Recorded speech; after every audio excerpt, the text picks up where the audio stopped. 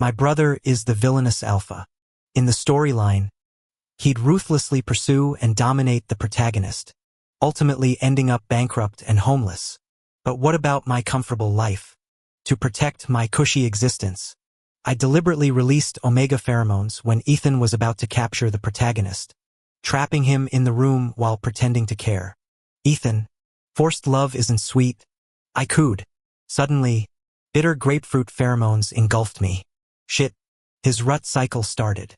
In the dim hotel room, I clung to Ethan's sculpted frame, desperately releasing calming pheromones while lecturing. Ethan, you can't force these things. High-concentration omega pheromones could disrupt an alpha's judgment. I glanced urgently at the beautiful omega boy still cowering in the corner. Run. The teenager shot me a startled look. His porcelain skin and delicate features glowed even in a cheap cotton tee, fragile yet fiercely compelling. No wonder Ethan wanted him. But this obsession had to stop. The boy escaped within minutes. As the door clicked shut, I sighed in relief, until Ethan's ragged breathing above made me look up. His usually sharp eyes now burned crimson with primal hunger. Let me stop the pheromones. Okay. I loosened my grip, ready to bolt. A citrus storm hit me before I took 3 steps. My knees buckled under alpha dominance. Ethan? I whimpered, turning to see his aristocratic face flushed, pupils dilated with feral need. Holy hell. Did my pheromones trigger his premature rut? I scrambled toward the door like a crab. His footsteps thudded closer as his velvet growl vibrated against my neck. Where's that brave little omega who challenged me earlier? Catastrophe. I'm transmigrated, not as some villain or hero, but as a nobody orphan. The silver lining? Growing up in the same orphanage batch with future tycoon Ethan. The plot says Ethan gets adopted by the Wilson family at 10, eventually becoming their ruthless patriarch. Translation: loaded. Having endured poverty, I became his shadow, the annoying kid he ignored until I took a rock to the skull defending him from bullies. That bloody concussion softened him. When the Wilsons came, he dragged me along as his brother. Now I'm 18, freshly presented as Omega, and he keeps talking about finding me a suitable alpha. Now, everything was ruined. When Ethan grabbed my ankle and dragged me into his embrace, I finally felt a flicker of fear. Ethan, I'm sorry. I was wrong. Let me go and I'll get you the suppressants. If it weren't for the original plot where Ethan would fall for Ian at first sight, forcibly claim him, and end up bankrupt and homeless after the protagonist's revenge, I wouldn't be in this mess. But alphas in rut don't listen to reason. Scorching breath burned against the back of my neck, sending tingling waves through me. The air thickened with alpha pheromones until my head swam and my body grew feverish. Some primal craving stirred deep in my core. Ah! My short scream escaped as sharp pain pierced my neck. Ethan's pheromones flooded my system, bitter grapefruit merging with sweet citrus. Like electric currents, the sensation raced through every nerve, leaving me trembling. Overwhelmed, I arched helplessly as my strength dissolved into liquid heat. Suddenly weightless, I instinctively clung to his neck before being tossed onto the bed. The man before me yanked off his tie with darkened eyes, a predator claiming prey. His undone collar revealed tantalizing muscle beneath black silk. My tailbone tingled as I scrambled backward, throat drying when I spotted the suppressant dispenser on the nightstand. Ethan, suppressants. I blurted triumphantly, whipping out my phone to scan the QR code. My entire focus centered on retrieving the injection, completely missing the soft clink of a belt unbuckling. The cabinet clicked open just as a larger hand darted past mine. Relief flooded me. You grab it then. My words died when I saw him bypass the suppressants entirely, seizing the condom packet instead. His grapefruit-laced breath ghosted over my ear. Leo? My blood ran cold as his grip imprisoned my wrists above my head. You started this. Everything spiraled out of control. His desire-darkened eyes met mine as I choked out. Ethan, I'm Leo, not Ian. But my protests vanished under his crushing kiss. When his hand slid toward my waistband, I thrashed wildly until scorching hardness pressed against my thigh. I froze. Our frantic heartbeats merged as the room's temperature skyrocketed. Just as I thought the city gates were about to fall, Bang! The door burst open with a violent crash. Ethan froze mid-kiss, irritation darkening his features as he rolled me into the bedsheet cocoon and sat up. His voice dripped ice. To what do I owe this pleasure? Sean? Sean, the male lead? My foggy mind cleared momentarily. There was a plot point like this, where the antagonist Ethan attempts to force himself on the protagonist Ian, only to be interrupted by Sean's heroic entrance. But hadn't we already resolved Ian's predicament? I peeked over the bedding and locked eyes with a sharply handsome man whose hawk-like gaze could pierce armor. His military straight posture screamed authority, currently clashing with Ethan's volatile pheromone-charged glare. The air crackled with hostility until a slender figure emerged from behind Sean. Ian reappeared, his worried eyes finding mine. Don't be afraid, he mouthed. It suddenly clicked. He'd brought reinforcements thinking Ethan might retaliate against me for helping him escape. This man? I could kiss him. Or maybe cry. Yet inexplicable chills crawled up my spine. I turned to find Ethan watching me with stormy eyes. Leo, he purred, smile not reaching those dangerous eyes. You know these people? Oh hell. When Ethan used that deceptively gentle tone, it meant nuclear-level rage. As his right hand, being caught fraternizing with his arch-nemesis, plus aiding Ian's escape earlier, might as well be signing my death warrant. Total strangers. I shook my head frantically, improvising wildly. He's in rut. I'm just providing medical assistance. Ian's skeptical glance bounced between me and the glowering alpha. Sean huffed a laugh, eyes lingering on my sheet-wrapped form.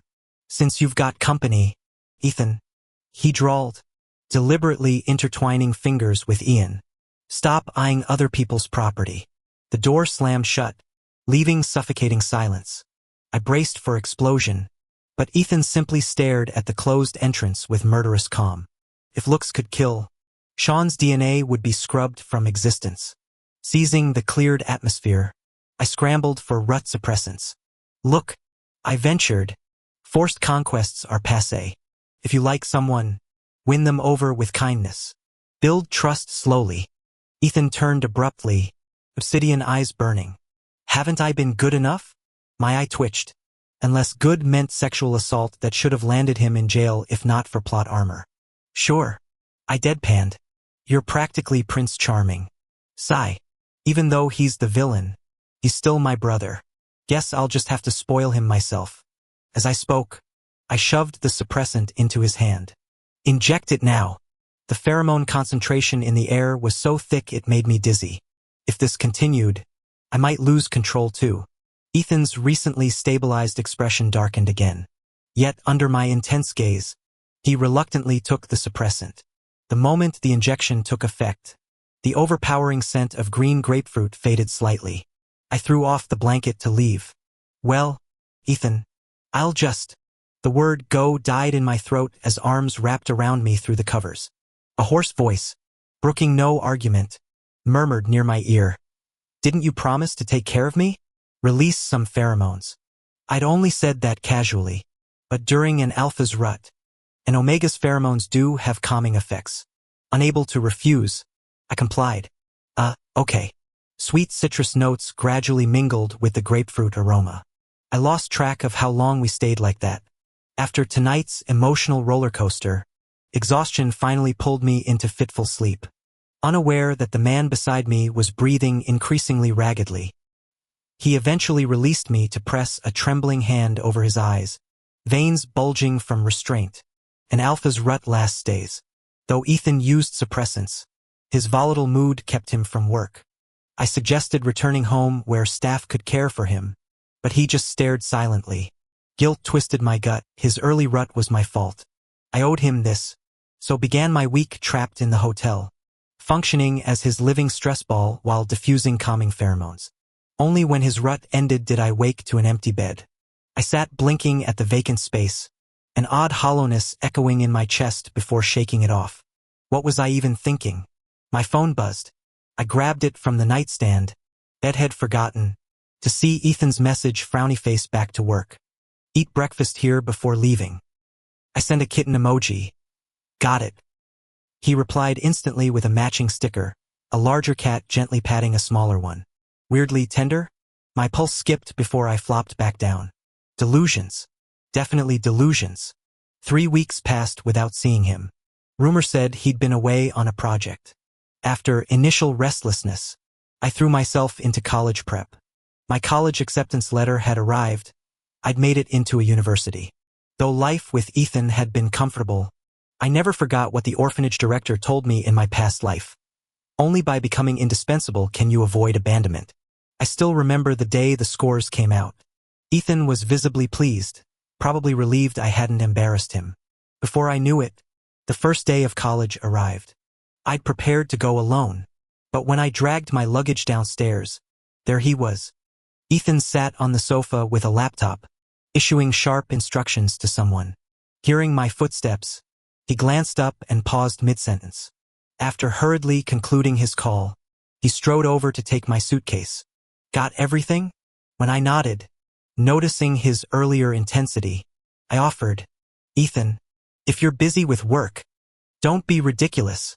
He cut me off, already heading toward the door. Nothing's more important than seeing you off. The car ride left me dazed. This polished CEO carried my duffel bags across campus like any regular parent, sunlight etching his sharp profile as he lectured. Call immediately if anyone bothers you or if you feel unwell. His words stirred something unexpected in me. Back in my original world, I'd navigated college alone. This unfamiliar care felt nice. You listening? Ethan turned with an arched brow. Got it. I grinned, earning his rare smile. Our laughter died at the dorm entrance. There sat Ian at the window desk, white headphones framing his porcelain complexion like some manga prince.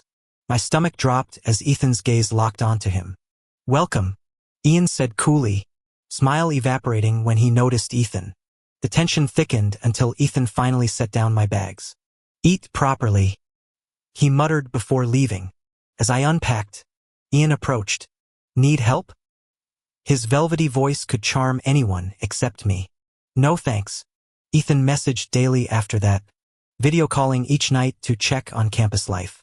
It took me weeks to realize he wasn't asking about my classes. Every question circled back to dorm layouts and roommate schedules.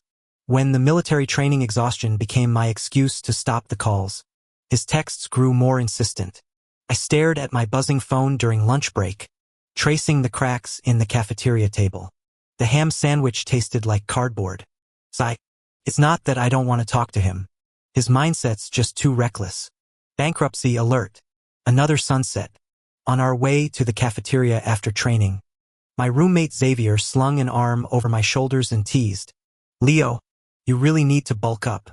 Even as omegas, we can't slack on physical conditioning. I shot him a withering look.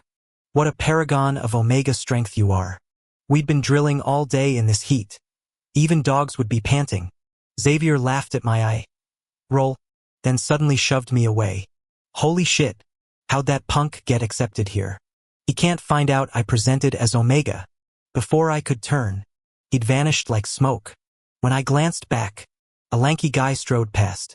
My brows furrowed. The stranger seemed to spot Xavier too, immediately giving chase. Youth, still energy for cat, and mouse games after military drills. Nearing the cafeteria, excited whispers caught my ear. Did you see? Ethan Wilson's on campus. Ethan? Where? My blood ran cold. Spinning on my heel, I sprinted toward the dorms. If my calculations were right, Ian's heat cycle was due any day. With him recovering from heat stroke alone in our room, the cloying scent of gardenias layered over bitter yuzu hit me halfway down the hall. My stomach dropped, Ian and Ethan's pheromones. I rushed forward only to stumble, knees buckling as molten heat surged up my spine. Citrus sweetness bloomed in the air. Damn it, my own heat choosing now to strike? Gasping against the wall, I fumbled toward our door. No suppressants on me. Ian's strained cry stopped me cold. Ethan, don't, My hand fell from the doorknob. Too late. The weight of failure crushed my lungs, but scorching need overrode everything. I staggered toward the infirmary. The door swung open behind me. Leo, where are you going? Ethan's voice calm, composed. Whirling, I found him immaculate, not a hair out of place. Confusion cut through the hormonal haze. You didn't with Ian? Ian? His brow furrowed as yuzu musk enveloped me. Every cell screamed to press closer. Ethan frowned. His voice clipped. I came looking for you. When you weren't here, I found him entering his heat cycle. Gave him an inhibitor shot to prevent complications and notified Sean to collect him. I said, that's it? This made no sense. A golden opportunity wasted. Wait, he contacted Sean? Since when did antagonists act like Ethan? As I stared incredulously, Ethan pressed his cool palm against my flushed forehead. Why are you burning up? I instinctively nuzzled his hand, primal urges overriding logic. Ethan, got any more inhibitors? Heat radiated from my feverish skin, eyes glazed with desperation. Unaware how dangerously alluring I appeared, I trembled against the hallway wall. Ethan's atoms apple-bobbed as dark hunger flashed across his gaze. Out of inhibitors, he rasped. We're going home. The car ride blurred into haze. By the time we reached his downtown penthouse, the sleek gray sanctuary he used during crunch times, my thoughts had dissolved into static. Why here? I mumbled as he carried me inside, remembering his parents' coldness at the family estate. The guest doctors there could have helped. Convenient for your morning training. He answered smoothly, depositing me on his minimalist bed. Training can wait. I groaned into the pillows, kicking off shoes. Just get the damn. The mattress dipped behind me. Before I could turn, his bergamot scent engulfed the room, sharp citrus cutting through my musk. I writhed as his teeth found my swollen gland, venomous pleasure shooting down my spine. Ethan, I choked out, fingernails tearing sheets. Temporary mark works faster. He growled against my nape, canines deepening their claim. He wasn't gentle. Each thrust of his hips pinned me tighter, feral growls vibrating against my skin. By dawn, his bite had purged the fever along with any chance of skipping training. There I stood at sunrise, collar yanked high over fresh scars, Ethan's smug pheromones still clinging to my uniform. I cursed under my breath, but during the break, my hand unconsciously drifted to the back of my neck. It still hurt a little. Ethan leaned closer and sniffed me. Hey Leo, you smell like an alpha. My explanation came out automatically. Oh, that's from my brother. I was entering my pre-heat phase, so he helped me out. Ethan had always liked Ian. Maybe he'd assisted me to avoid disrupting military training? How thoughtful. What? Ethan's eyes widened comically before muttering. Brothers can do that? Then maybe I. Before I could catch the rest, a female beta nearby squealed. Holy shit. Sibling romance. I waved my hands frantically. No blood relation. Her eyes sparkled brighter. Step-sibling dynamic? Even better. I'm shipping this. My brain short-circuited. The remaining military training days passed without incident. On the final night after choir practice, our group lounged on the grass when Ethan suddenly jumped up. Let's celebrate. Bar or KTV? Jiang Yu from the neighboring class suggested. Let's drink. We've sung enough tonight. His gaze lingered on me. We'd been close in high school, but he'd kept distance since my Omega designation. The bar's neon lights painted Ian's porcelain skin blue. Even slouching on the couch, he looked like some ethereal painting. My chest tightened. Why couldn't I look half that good? I drowned the bitterness in cocktails until the world tilted. Jiang Yu's arm wrapped around my waist. His alpha scent of aged wine overwhelming. Dorms are locked. My place? Shouldn't call my brother. My protest slurred as I fumbled for my phone. Jiang Yu's grip tightened. You really don't know why I kept away? It's because of fresh citrus cut through the alcohol haze. Strong arms lifted me bridal style. I blinked up at Ethan's stormy expression. Missed curfew again. Leo? His glare could have frozen lava as he carried me out, leaving Jiang Yu standing alone. I naturally nestled into Ethan's arms. Behind us, Jiang Yu shouted unwillingly. He sees you as a brother. Ethan ignored him. I didn't say anything either. Weird. If I don't see Ethan as a brother, then what else would he be? By the time we got back to the apartment, it was already late. I insisted on taking a shower. After a whole day of exhaustion, I was drenched in sweat. Ethan was worried, but at my insistence, He finally let me go wash up. The warm water poured down, sobering me up a bit. But just as I finished showering and reached for my clothes, my legs gave out. That familiar tingling sensation shot up from my tailbone. With a thud, I braced myself against the bathroom counter, accidentally knocking over the hand soap while stretching for my clothes. The next moment, the door behind me burst open. I instinctively turned around and froze. Seeing me standing there motionless, Ethan strode toward me. His gaze swept over my entire body as his voice turned hoarse. Heat cycle acting up again? Hearing his voice, I snapped back to reality and hastily turned away, fumbling to get dressed.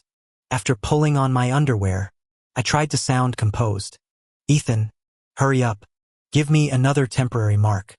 Temporary marks did work better than suppressants, lasting a few extra days. But since my heat cycle wasn't over yet, once the mark's effects wore off, the symptoms returned. After saying this, I waited. When he still didn't move, I couldn't help turning back. Suddenly meeting his darkened gaze, my heart skipped a beat. That look was exactly like the one he'd given me at the hotel. Ethan? Hearing this, Ethan's eyes shifted, with resigned creases forming between his brows. He wrapped me in a bathrobe and asked quietly, Leo, do you understand what marking means? It was the first time he'd used my full name. My gaze wavered. Having grown up in an orphanage, I'd always pushed myself academically, terrified of being looked down upon. Even in this new world, after finally gaining family, I feared embarrassing him or getting kicked out of the Wilson family. That's why I'd been desperately cramming all this unfamiliar knowledge day and night. Of course I knew only mutual affection between alphas and omegas leads to marking. But what did that matter? He didn't like me anyway. I forced a laugh. Ethan, didn't you say temporary marks work better than suppressants? They do. But there's another meaning. What? I suddenly stammered, avoiding his eyes. His voice cut through the steam. I don't know what misunderstanding you have, but I don't like Ian. We've only met a few times, and he's the one Sean likes. I have no interest in being a homewrecker. Leo, I've only ever liked you from the start. Fireworks exploded in my mind. Did he just say that? The antagonist like some background character like me? But I managed to stutter. Then why did you take Ian to that hotel before? Ethan answered frankly. After the charity gala, I felt my rut cycle approaching and booked a room to rest. He inexplicably showed up in my suite. Before I could kick him out, you arrived. I zeroed in on the key point. His rut cycle was imminent, as if reading my thoughts. Ethan cleared his throat, ears turning pink. It wasn't supposed to hit this soon. Your presence accelerated things. The citrus scent intensified. What had been faint stirrings in my chest now raged uncontrollably, like beasts breaking free from cages. Rising on tiptoes, I kissed him first. The man's pupils constricted before he wrapped his arm around my waist. I can barely recall how we tumbled from casual arrangement to bed. Only the memory of his lips trailing from my nape downward remains. Soon, my last shreds of clothing vanished mysteriously. The overhead light swayed rhythmically above us. I didn't collapse into exhausted sleep until dawn's first light crept across the horizon. In my dreams, I returned to that pivotal year at 8 years old. My orphanage survival skills served me well when I got hit by a car and transmigrated into this novel's world. Since childhood, I'd learned to charm the matron for extra chicken drumsticks, all of which I secretly gave to young Ethan, determined to strengthen his frail body. My motives weren't pure. I'd known he belonged to the prominent Wilson family, yet he remained oblivious, refusing to eat after discovering I sacrificed my own portions. When I took a rock to the head protecting him, he stayed vigil at my bedside for days. Later I learned he'd swallowed his pride to beg the matron for medical help, then nearly beat our bullies to death afterward. His punishment? Locked in that pitch-black storage room he'd always feared. I found him trembling violently when I stumbled in, his face ghostly pale. Yet his first words were, "Does your head still hurt?" I burst into tears, collapsing against him with a choked, "Ethan." He held me steady. "Call me that again, and you're mine forever." Because of that single word, he gripped my hand tightly when the Wilsons came. "I'll only return if Leo comes too." They reluctantly agreed. For 10 years in the Wilson mansion, I witnessed Ethan's exhaustion, his boardroom tempers, but never once did he let me taste bitterness. All my recent confusion and heartache crystallized into clarity. Somewhere along the way, I'd fallen for him. I woke past noon, expecting Ethan to be at work. Instead, I found his handsome face inches from mine. Ethan? As consciousness returned, so did every aching muscle. I hissed involuntarily. Ethan's brows furrowed as he reached for the blanket. Where does it hurt? I yanked the covers higher, flushing crimson. Nowhere. I'm fine. He'd been considerate last night, though my body felt like I'd run a marathon. Hungry? He asked, already rising. I'll get food. Nodding, I tried standing only for my legs to buckle. A chuckle rumbled behind me. I glared over my shoulder. The culprit schooled his expression, sweeping me up for a bathroom trip. I let him, though my eye caught familiar packaging in the wastebasket, identical to the item he'd taken from our hotel encounter. So the person he'd wanted to claim all along was me? Absurd. Yet somehow, it made perfect sense. He still didn't get along with Sean, but the company appeared stable now, hardly on the brink of bankruptcy. Yet after that day, he forbade me from calling him brother, except during certain moments. 2 years passed in the blink of an eye. By junior year, I completed all my credits. When interning at the Wilson family's corporation, I beamed at Ethan. You can finally relax a bit now. Instead of waiting for opportunities, I chased them. I'd strive to become better for myself and to stand by his side. Behind the desk, Ethan's features had grown more angular over those 2 years. Hearing me, he looked up, warmth softening his gaze as he gestured. Come here. I obeyed, only to be pulled into his embrace. His rumble vibrated against my ear. Having you near is enough. My chest tightened. Years of loneliness and weariness dissolved into liquid warmth flooding my veins. But before the emotion could settle, scorching breath hit my neck. Sensing danger, I stammered. Ethan, I should. No rush. His fingers found my collar. Let's handle that provisional mark first. As blinds snapped shut, choked whimpers soon escaped the office. Since when did temporary marking require removing clothes? Epilogue. Ethan's perspective. When Ian appeared, fragmented memories assaulted Ethan. Visions of coveting his rival Sean's lover. Attempting coercion. Facing ruin. Preposterous. Why chase Sean's toy when he already had Leo, his cherished companion since childhood? He'd planned to evict Ian immediately, but Leo barged in reeking of distressed pheromones. The impending rut surged uncontrollably. After ejecting Ian, Ethan dragged Leo against the nearest wall, teeth sinking into the throbbing gland he'd fantasized about for years. He'd intended gradual courtship, eliminating rivals, nurturing affection as Leo desired. But the boy delivered himself willingly. Pity Sean interrupted. Revenge came sweet.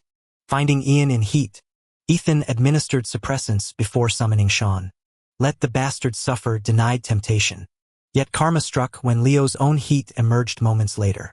Ethan, any inhibitors left? Leo's feverish whisper curled around his resolve.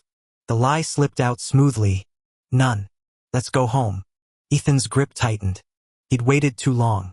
Tonight, he'd claim what was always his.